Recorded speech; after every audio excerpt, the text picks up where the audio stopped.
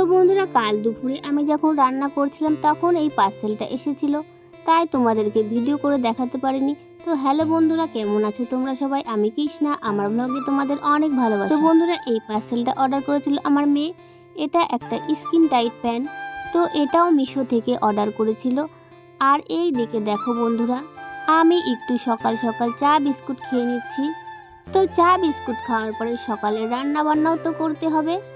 তো সকালে আজকে রান্না করব উস্তে আর আলু সিদ্ধ ভাত, তাই উস্তে আর আলু কেটে নিচ্ছি।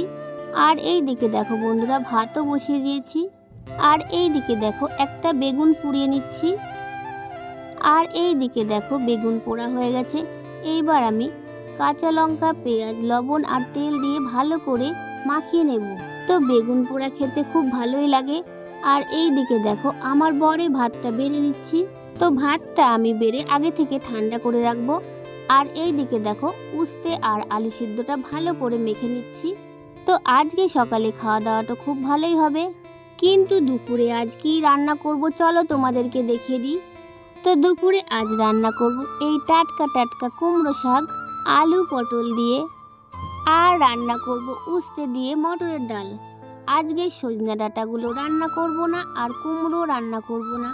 তো বন্ধুরা, আমার কুমড়োর শাক খেতে খুব ভালো লাগে, লাউ শাক অতটা ভালো লাগে না। তো বন্ধুরা, কাল রাতে কি কেনাকাটা করলাম চলো তোমাদেরকে দেখিয়ে দিই। তো এখানে একটা আমার মেয়ের জন্য টপ কেনা হয়েছে, আর দুটো শর্ট কুর্তি কেনা হয়েছে আমার জন্যে, দুটো জিন্সের প্যান্ট আর একটা বেল্ট কেনা হয়েছে।